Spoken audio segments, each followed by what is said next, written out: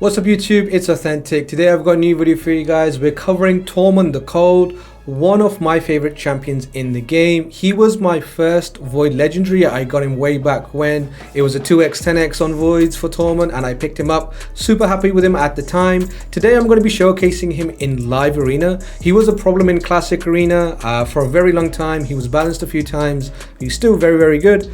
Nowadays, I find him really effective in live arena. I think he's really good. He has massive potential. So let's jump into it. Let's look at his kit and see how we can put him to use.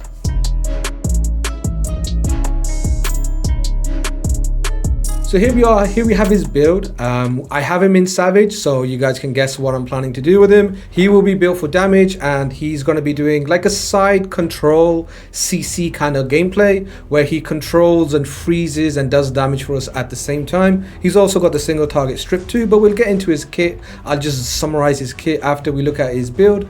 This is the build I have on him. He's not empowered, he's not got any blessings on him, so he doesn't have any of those things. This is just the raw potential of Tormin. Of course, you can make him better with those two things, but mine is just going to be a base, so it's going to give you a good example of what you can do. I have 6k defense and 254 crit damage and 100% crit rate. So this is where we're starting with damage. These are my damage numbers. You'll see he does plenty good damage with these stats. Obviously, to have him do more damage, you can get more stats, but I feel like he was doing the job. He was killing a bunch of stuff for me, so it's really nice. You can increase his damage by obviously increasing defense and crit damage. I have 300 accuracy on him. I would say in about 300 to 350 is where you want the accuracy. You don't want to drop much lower than 300 accuracy because you want to be able to debuff nukers. You want to be able to debuff low resistance support units too, so you want to be able to be freezing them whenever they're doing buffs or turn meter boosts. So around about 300 is good. His A1 also has a freeze, his A2 has a provoke, or his A3 has a provoke, and his A2 has a strip. So all of those things need accuracy, so accuracy is really important. I'll say 300 to 350 is good. If you want to go 400, you can also do that. I have 40k HP. HP is very effective and very good and very important. So if you can get more HP on him, if you can glyph up the HP percent glyphs, flat HP glyphs, or wherever you can find some oil, or some oil substats or substats. I don't know how you would call the oil substats. I guess oil stats. If you have oil stats of HP or defense percentage, obviously you can go ahead and roll those up too. Another important thing that you should be thinking about when you're looking at your arena or especially live arena nukers is reaction. Reaction is massively important. You cannot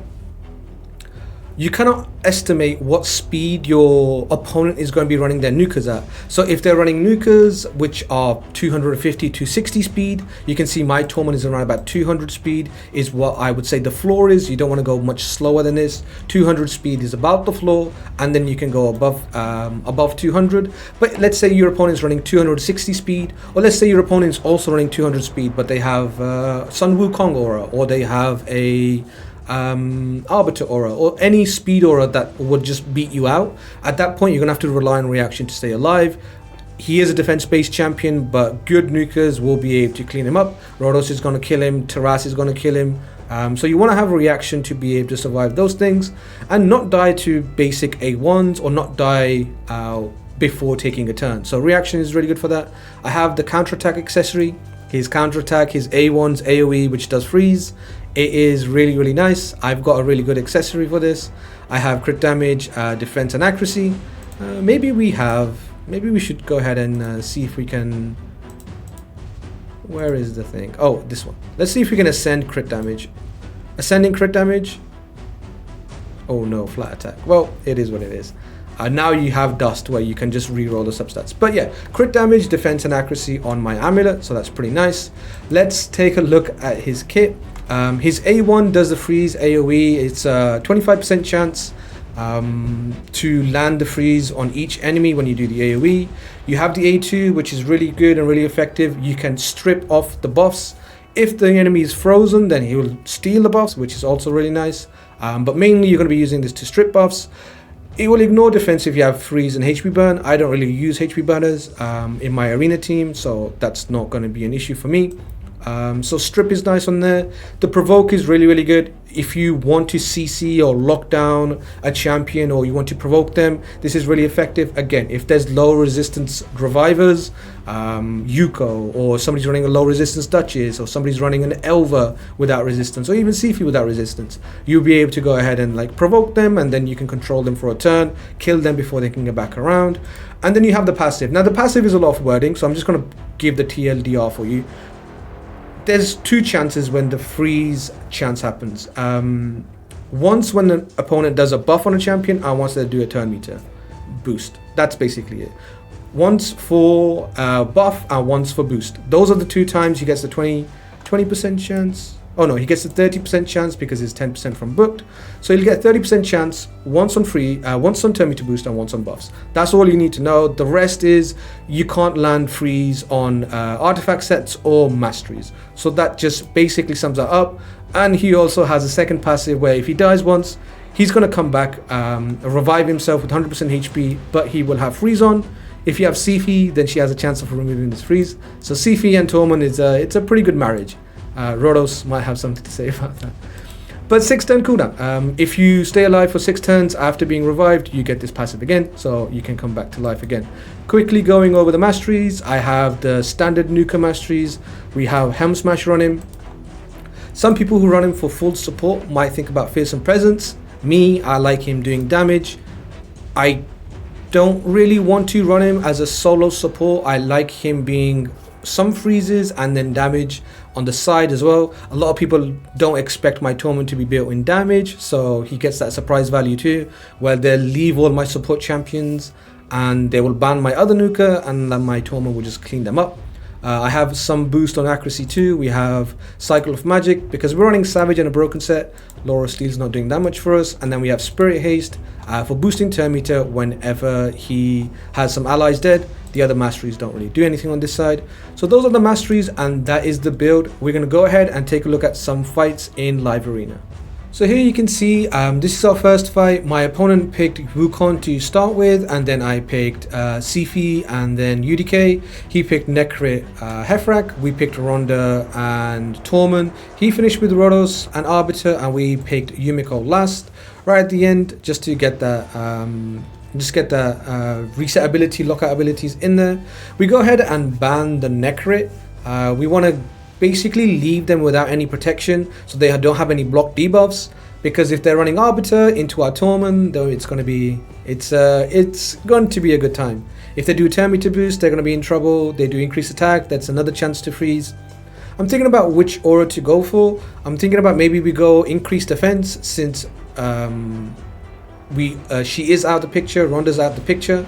I decided to go with a resistance aura because I don't want the Wukong to be able to debuff my UDK.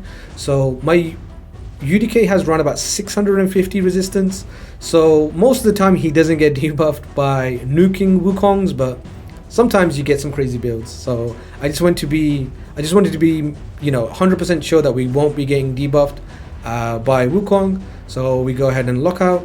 And then we're going to go ahead and start cleaning everything up. You'll see we have increased defense from Tormin, from Sifi onto Tormin. So yeah, Tormin's damage is going to be considerable. I go ahead and sleep Rhodos because I don't want him to proc extra turns and all that stuff. My opponent is fighting into UDK, so it's pretty not the greatest ban from my opponent. I believe they banned my Ronda, and they took Wukong, and they took Rhodos into us. So they realized the error of their ways, and they just moved on. So we just go ahead and pick up the points and then move on. Let's go ahead and take a look at our next fight. That does take quite a bit of time to finding these fights. I was sitting in queue for quite some time, and most of the time it just comes back with just no fight. It can be sometimes down to server. I don't think it's because of my ranking being too high. Sometimes you just can't find a fight. Maybe it's just like a server thing. But yeah, we have a guy who's running Lazarius, a mythical champion. I don't have any mythicals just yet personally, but he's a really good one. Lazarius looks like a lot of fun. In classic arena, he's given me some problems. I locked him out. He just changed form and killed everyone, and I was like, yep, that's cool. My opponents picked Marichka Taras. Marichka and Taras, Tormin is very effective into, so I'm pretty certain we're going to go ahead and we're basically keeping our Tormin a secret at this point, because I'm pretty nailed on for Tormin. I've not picked him just yet. I am thinking whether I should take Tormin now, or I'm thinking, do I want to reveal the Tormin or reveal the Rhodos? Because how you reveal your picks is how your opponent will be picking. You'll be giving them information on what to pick. So I won't pick Tormin. I don't want to pick Tormin because I don't want my opponent to counter me with block debuffs. At the same time, I don't want to pick Rhodos because I don't want my opponent to counter pick me with UDK. So it's kind of like a information data battle at this point. This is like my most favorite part about live arena is the selection screen. I feel like this is an element to the game that's really fun. I find this more fun than the actual fight. Just picking champions and out picking opponents, or just trying to get upper hand in team selection, force them into a situation where they're going to be playing into my game plan. So here you see I'm looking to ban Duchess because block debuff will be a problem for us, and we want to make sure we land the Tormin freezes and we stick the Tormin freezes to our opponent. So we are going to be looking at banning Duchess here. I'm pretty certain we ban Duchess because when Marichka does A1, she will freeze, or Taras will boost turn meter of his allies, and there will be a chance to freeze. Whenever she does a cleanse and strengthen, whenever she does cleanse and turn meter boost, whenever she does the shield and strengthen, she has chances to freeze all over a kit. So Marichka is not safe from Tormin. So we want to be able to freeze them as much as we can. So here we see we have fear on CP. We didn't get the sheep, but that's okay. It happens. I don't want to be locked out, so I freeze. I go ahead and freeze the Warlord. We had a chance. Sorry, we slept Warlord. We didn't freeze him. We slept him with CFA 1, and we had a chance to freeze, so we already didn't get to freeze once. So it's a little bit unlucky. But here comes Marichka. Marichka's thinking about what to do. She can do the buffs, she can do the cleanse, she can do the heal, she can do the shield. She goes with the shield ability, and she freezes Taras. Our Tormin freezes Taras for us, so that is really good. Otherwise there would have been a nuke incoming. So far there was 2 freeze chances and a sheep chance. We only got 1 freeze chance out of all of that, so I'm feeling pretty good about that. Then we have the ally attack. Let's see what we do. I don't mind the ally attack because I know my Tormin is tanky enough and he's still wearing reaction, so he's going to be fine. We ally protect Sifi, not Rhodos. It's really important to protect your reviver. That's just the first play. A lot of people are protecting their nukers and protecting everything else. You need to make sure your reviver doesn't die, because if your reviver dies, there's no coming back. You can come back from a nuker dying. Reviver dying is pretty hard to come back from. We go ahead and kill that Taras. We kill that Warlord. Now this is gonna look like the Rhodos, just the classic Rhodos showcase. He is gonna steal the show a little bit, because Rhodos does what Rhodos does, right? Everybody's seen what Rhodos can do. He's a fantastic champion. Here he's just gonna be doing, basically bringing that Marichka down. Here we have a bit of a trick where I'm going to be trying to heal up my Rhodos by killing Lazarius and then making sure we can survive Taras's counterattack. So here I'm thinking about, do I want to kill Marichka now or do we want to save it? I'm thinking I can do A2 onto Marichka and kill her, because I know if I kill Lazarius first, we could be into reviving him and then bringing him back again. So we go ahead and kill Marichka. I have healing masteries and I have blood shield that procs. So you'll see the blood shield is going to go up onto my Rhodos, and that's the reason why he lives. So he's going to get HP from killing, and HP and blood shield from killing. And now he has the 2 abilities. Here we can choose whatever we want to do. I decide to go ahead and kill Taras and Warlord. We can't actually target Lazarius because he's wearing Veil. This is something I've realized afterwards.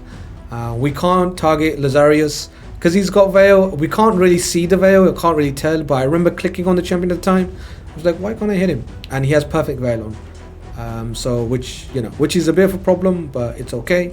We don't get the freeze, but that's fine. We go ahead and do A1 into Taras.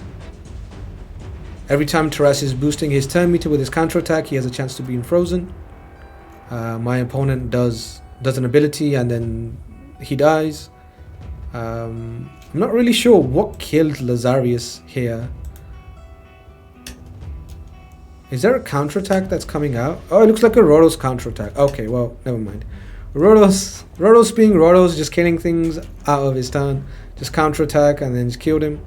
There it is, gone down. Tormin with the freeze and the control, that's what he's there for. He's there for the damage plus the slight control that he can bring. He's really effective into Marichka Taras because they want to boost. If you can lock Taras out, it's even better because he has to A1 and keep doing his turn meter boost, which is going to give you the freeze chance. So it's really nice to be able to bring into Marichka Taras combination.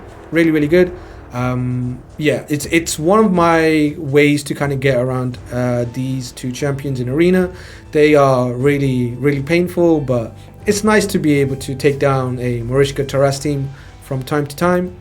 We'll go ahead and queue up into the next fight. Again, this is the same sort of setup. My opponent is open picking Sun Wukong. Seems like Sun Wukong is the choice for people these days. Just go ahead and open pick Sun Wukong. It's fine. UDK plus Sun Wukong is very powerful, and Sun Wukong into UDK is not the greatest unless you build him for full CC. Full CC Sun Wukong is a different problem altogether. The way you deal with Sun Wukong, if he's a nuker, you just take UDK and he only has one ability that can do damage. But if he's a CC Sun Wukong, then all of a sudden UDK is not good. So here we have CP, UDK, Yumiko, and Tormin. I don't see any block debuffs on my opponent's team, so I go ahead and pick Tormin. And also I knew we was going to put this together for YouTube, so I was forcing Tormin a little bit more than I normally would. But against this team, I don't really see too much of a problem. I don't see too many buffs, but at the same time, I don't see block debuffs. So I have Provoke, I have A1 freeze, I have passive freeze. So I'm still happy to take him here. And normally I'll be slightly more reserved, but I wanted to do a bit more of a showcase. And here's Crixia. Crixia is very good. She's a good champion. Can't lock her out because she just changes forms and then unlocks her team, and then she changes back forms and then locks you out. So she's a bit of a problem. Ronda into her is very good, but I did want to take Ronda into her, but then I was thinking if my Ronda just gets banned, then that will be pretty bad for us. My opponent did end up taking a cleanse and a block debuff champion in Raka. Whenever Raka revives, she does a block debuff, so that is a little bit bad for my Tormin, but let's see how it plays out. I've gone ahead and taken the resistance aura again. Again, this is for my UDK, so he doesn't actually get sheeped by the Wukong, although I'm fairly certain it's a nuke Wukong because he's only taken 2 nukers. Let's see. My opponent has banned my Yumiko. I believe my Sifi goes first nearly every single time. She's 414 speed, same speed as my Yumiko. My Yumiko has my fastest gear on. Not my fastest, but my fastest / accuracy gear, and then Sifi has the rest of the gear.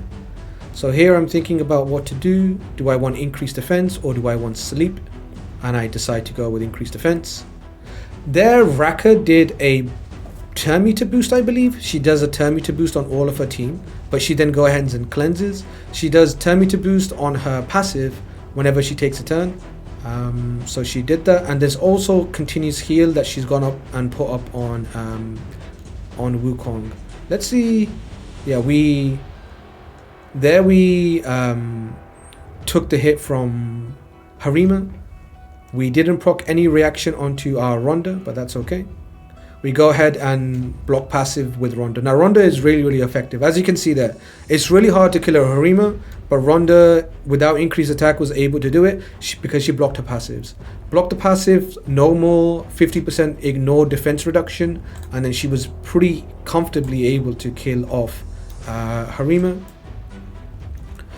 I was thinking about killing Sun Wukong too, but because Sun Wukong seems to be quite slow, I feel like we should be comfortable enough to just sleep him. I could have killed Sun Wukong and blocked his passive, but then Raka has a revive. I there tried to provoke Raka with my Tormin, but she resisted, so she's got a decent amount of resistance. So all this information we're kind of piling up together. We know we can't debuff his Raka. Here we do the A1. This time it was not enough damage because the passive is reducing the damage. I'm thinking I really want to kill off this Harima. Let's see if we can. There it is. That's increased defense UDK. Sifi increasing the defense of UDK and UDK's defense base damage. So that was the reason why we were able to kill the Harima. Super happy about that Harima went down, otherwise she would have been a problem. Now there's the UDK, he has the Sun Wukong, and he has Marichka too. I'm thinking whether I want to kill with AoE and then do damage to everybody. Here I would do the AoE, kill off Sun Wukong, bring the HP on that Raka a little bit further down. We go ahead and do that. There it is. And then now I'm thinking about, Raka's already done her revive. So if I go ahead and kill Marichka, I could probably be in a good position to control the others. Here's the revive. One of them gets frozen because Tormin turn meter boost is freezing any champion that does a revive and then boost turn meter. That turn meter goes through Tormin freeze check. So that freeze check has frozen off Harima, and then we have the A1 sleep on from Sifi onto Wukong. That way we can lock down both of them, and then we can just come back around and then deal with them. Raka's already done her revive, so I'm not too worried about that. She did do the buffs there. She could have gone frozen, but they didn't get frozen, which is fine. Let's go ahead and see. We A1 Harima. We're going to try to get the freeze. We got 2 freezes. Probably making up for the bad RNG we got from the shield buff. We go ahead and kill Harima. Now we sleep, and now we're just going to control the rest of the fight. Tormin A1, 30k damage onto Wukong. Pretty nice. He had the increased defense. She doesn't have the revive, and we will be able to take her down. My Sifi should make it there. I'm thinking about what to do. We A1. Here I believe I decide to sleep Raka because Raka is the bigger problem. And then we can deal with whatever Sun Wukong does. I believe he A2s us, but he doesn't have enough damage to kill us. We have our UDK a little bit tanky enough where Wukong couldn't kill us. So we were able to survive that, and then Tormin took it down. Really nice. The debuffs from Tormin is really nice on revive, especially if the opponent revives and does a buff. If the opponent revives and does a turn meter boost, we can always have the chance of freezing them. 30% chance of a freeze for just turn meter boost. If there's turn meter boost plus buff, it's a 30% chances. So pretty nice. We pick Sifi. My opponent picks Duchess Harima. We go ahead and pick Yumiko and then Ronda. Since we saw Ronda is very effective into Harima. So there is that. Right now, I'm already planning who I'm going to be banning in this fight. My thought right now is ban Duchess and then try to run debuffs with Sifi and Tormin and then damage with Ronda. That's obviously without seeing the rest of his team. Now he's going to pick Rodos and UDK, which is pretty nice. I'm pretty much going to be settling in with that. I think Necrit and Tormin would be the pick here, unless I did something else at the time. But Necrit and Tormin is about what I would do.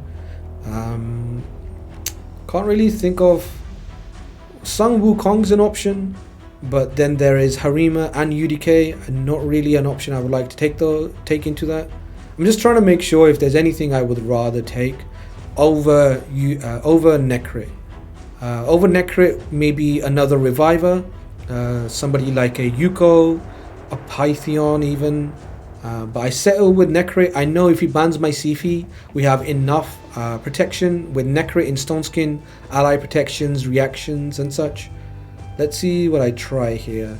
He's picked the lockout. So he's trying to bait me to go towards the lockout. I believe I think I ban Duchess. Unless I ban Warlord. If I was to do this again, I would ban Duchess. But let's see if I ban Warlord. Maybe I'm thinking to myself, don't get too smart and just ban. Yeah, don't get too smart, just go ahead and ban the lockout champion. I feel like if I went back, I would probably ban the Duchess. But at the time, it was probably the correct decision. It's probably the correct decision now, but I feel like if I just banned his Duchess, we would have been able to freeze him and lock him out. Although, with his ban on Sifi, I feel like we would have been able to take that fight if we banned his Duchess, because my Yumiko would have been faster than his Warlord. But this is how the cookie crumbles. We go ahead and do the lock. We got the refresh on the lock, so that's important to look out for whenever you're running refresh on Yumiko or lockout on any champion. It's very important that you basically capitalize on your good luck.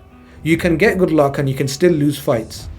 Good luck doesn't mean you're going to guarantee to win a fight. Good luck just means it's going to increase your chance of winning that fight. You still have to make sure you do everything in your capability to make sure you get the best outcome for yourself. Just because you got lucky once, do not take your foot off the pedal. Now here you'll see, my opponent is running a very interesting Duchess. You'll see in this turn, I had the lockout, but I knew Duchess has 2 turns left for lockout, so I didn't lock her out. But this Duchess is built different. This Duchess is built by an elite opponent of mine.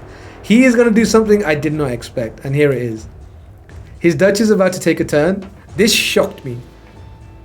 He procs extra turn. He procs the extra turn and he goes ahead and does the revive. But then again, Tormin is freezing Rhodos because Duchess did the buffs. So even though they got the revive, he is frozen now. And then we do the lock. Now I'm like, okay, well, if my opponent's gonna run resistance or gonna run relentless Duchess, let's see it then. I just go ahead and lock him out. My Ronda has block debuffs, so she's not affected by the fear or decrease attack. Here we've locked out the passives from Harima, so our damage is still pretty good. Our Tormin got a little bit unlucky and he died at the start because Rhodos crit him, but that's okay. We went and took out the Harima with the AoE because we locked out her passives. So we were able to take down Rhodos and take down Harima. I feel like all of these champions that I run deserve their own spotlight. Ronda is very effective in Classic Arena and in Live Arena, locking out the passives of the duo, locking out the passives of a Harima. She's just a fantastic champion, and she also locks out active abilities, so she will lock out mythical champions too. So Ronda in her own right deserves a dedicated video. We'll do one more fight and then we'll go ahead and call it. Al Capone, this is our last opponent. Let's see what he has. We go ahead and pick Sifi because, you know, she's pretty good. Sifi's pretty good. I had 2 Sifis and then I made a +1 Sifi. That's just what I wanted to do. I wanted to make a tankier Sifi and I don't really have a second build in mind. So I just went ahead and got the empowerment in. Let's see. Wukong and Duchess. I'm surprised people don't take Wukong plus UDK over Duchess. I feel like that would be the better 2 pick. Wukong with UDK is a massive problem. Unless you can block revive with Ronda. Like trying to kill Wukong and keeping him dead, and then UDK has the passive where he kind of heals himself and increases his stats when his allies are dead. Yeah, it can be a problem. So like if you're a Wukong picker, try and get Wukong plus UDK, because if your opponent picks UDK, your Wukong is less effective, especially if you're running a nuke Wukong. That would be my advice for Wukong mains. I'm also a Wukong main from time to time. I do like Wukong, although if I had more nukers I would probably run CC Wukong over nuke Wukong. Let's see what my opponent does. He's taking his time with his next 2 picks. I don't mind it if he wants to take his time with his selection. You gotta, like I said, everything that you decide to do is giving information to your opponent. And from the information my opponent is giving me that he wants to ban UDK, that's what my opponent should be thinking. Because if you're picking Wukong as a nuker and Rhodos as a nuker, your ban should be UDK. But we'll see. There's Yumiko too. He might be thinking about banning Yumiko. I'm thinking whether I want to take Tormin. Now this is a perfect example of a fight where I wouldn't normally take Tormin, but I took him anyway. But I think in this position, I don't really have another nuker. These are my 4 nukers: Wukong, Rhodos, Ronda, and Tormin. So I had to go to my 5th option nuker, which would have been Candrathon, Leo. I don't really have a Stouters built for this. So those would be the options I would go to. So I just go ahead and put Tormin in there. And we're doing it with Tormin Showcase, so why not? There's a cleanser and then there's a 2 block debuff champions. Not really the fight for Tormin, but let's just see how it plays out. He's picked Mithrala at the end. So now he has even more anti-Tormin tools. He has the double cleanse, he has the double block debuffs. So yeah, Tormin's the last fight for Tormin is going to be a bit tricky, but we'll see if he brings value. He does have the double hit, so he can take out Rodos. He has the AoEs, he has the strip, he has the provoke. Thinking about banning Duchess because I don't want to get veiled. Veil is not what we want to see. My opponent banned my lockout. He doesn't want to be locked out. That's fair enough. He wants to keep his abilities up. I'm thinking I should be taking Resistance Aura because my only lose condition is Monkey sheeping me. If I've got my head on right, I should be taking Sifi Resistance. Or do I take the defense? I've gone with the damage. I've gone with the damage. I'm feeling comfortable that he won't be able to CC me. He's running a nuke blessing. He's running, I believe, the Reaper blessing. Let's see what we have. We don't have a lockout. They do have a strip. I should have probably opened A1, but my thinking was I'm trying to get ahead of Wukong before he can take a turn. But it was probably a sleep there because Wukong is just going to steal our buffs. So yeah, that was probably not the correct thing to do buffs. I should have slept Wukong and then Rodos would have just attacked my UDK. We go ahead and do the AoE. We don't kill, but that's okay. My Ronda died. I'm completely fine with that. We taken out his Sun Wukong. We do the revive. We have increased attack. Here I might be thinking about stripping Pythion and then trying to kill him. There it is, 55k. That's a double hit, and he just killed with a 1 hit. Probably gonna be block reviving. Yeah, not block revive, but block passives, which is basically a block revive. And then she does Hex. We got the freeze from our Tormin. And now I'm thinking about doing a decreased attack out there. Make sure even if Rodos takes a turn, he doesn't do any damage. Again, he would be going into Rodos. That sheep interaction was because, there's a few interactions that just happened there. The sheep was because we got petrified, because we were the ones doing the debuff, but we got petrified because we hit her, and then we landed the sheep on her because we're 6-star Sifi and she can't be resisted on our sheep. So irresistible sheep and irresistible sleep. That's how we like our Sifis. And then Ronda is doing the ally attack. So yeah, there's a few funny interactions here. So Ronda does the ally attack. She kills Mithrala with 2 hits. The 3rd hit goes into when she unsheeps, and then there's another extra hit because Ronda does more damage when you're low HP. And then she just kills her. Is the funny sort of reaction or funny interaction. But there it is. 5 of 5. Pretty good showing. We had a bunch of different type of fights. We had the Marichka Taras, the Tarishka as people call it. We had a few Rodoses, we had a few cleansers in there. We had a general overall good balance of fights. I find Tormin to be very effective. People kind of sleep on Tormin a little bit. I think he's really good. Very effective champion. I've been using him for a while. Once I get more awakening on him and once I get more blessings on him and more empowerment, he'll be even better. But that's the showcase for now. That's why I would say the best way to run. Tormin is damage, slight CC in there, so you can control them as you're going along. But yeah, let me know what you guys think about the Tormin. If you guys are going to be trying out Tormin, let me know in the comments section down below. And I'll catch you guys next time. Peace.